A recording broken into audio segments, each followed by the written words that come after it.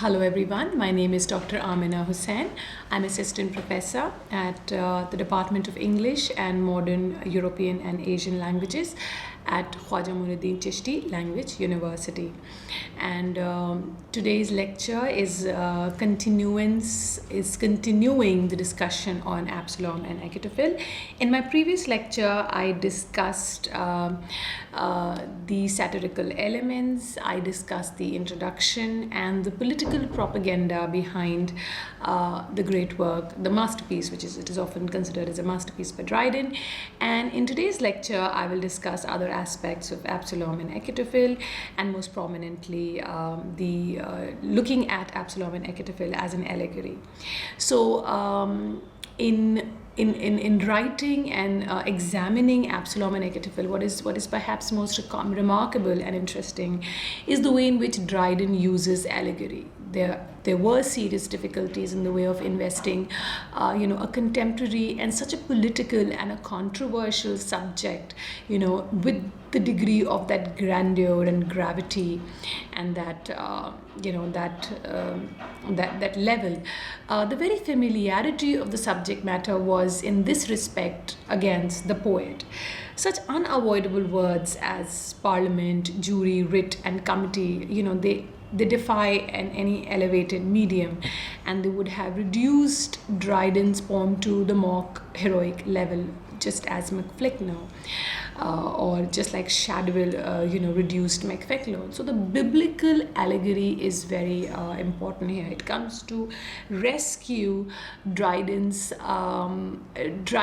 ambition to reach epic proportions, and it really did help Dryden to raise his poem to a very dignified, grand, and historic level without descending into bathos. And but this was not only the advantage of employing the allegory. So what else? How else to look at allegory? The allegory is actually acted as the instrument of Dryden's brilliant wit and helped to give the poem an air of objectivity more impressive than the direct exclamatoriness so common in the political satire.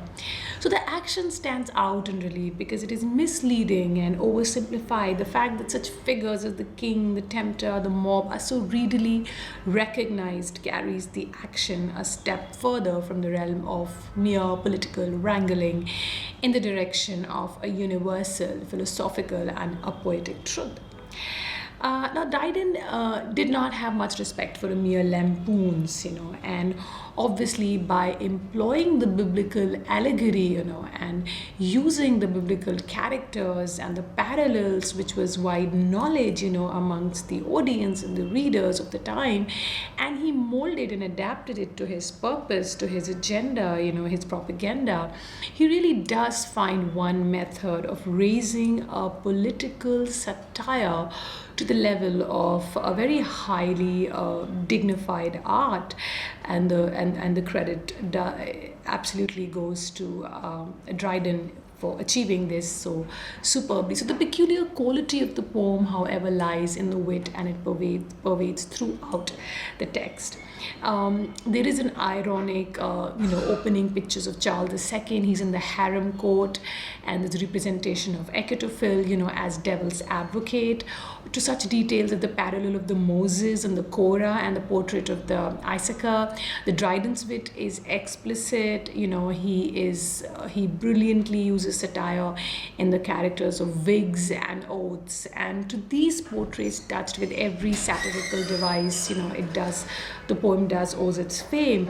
And so we can say that Absalom and Achitophel is not a satire in a very limited modern sense. In fact, with the character of Zimri, it's often said that the character of Zimri itself worth whole poems. So we can look at these elements in each and every aspect of the poem. Now, the supreme excellence of Absalom and Achitophel also lies in the description of the characters, because Dryden goes to a great extent in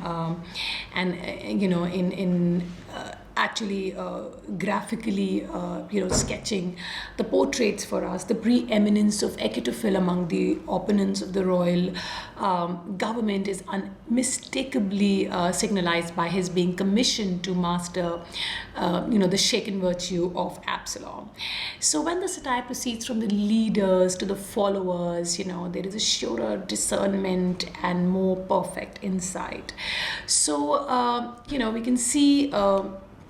All these aspects that I have, discussed in brief. I want to end my series on Absalom and Achitophel by saying that, of course, it is regarded as a great, achievement. It is certainly a unique blend of satirical portraiture, semi-epical conflict, and also, not to mention, a didactic, argument in trying to sway a public opinion, and trying to mold influence people's opinion in a certain way, and it's not just a satire, it is a political narrative which is written to vindicate the king and his court party. With this, I end my lecture series on Absalom and Achitophel. I hope you found it useful. Thank you very much for listening.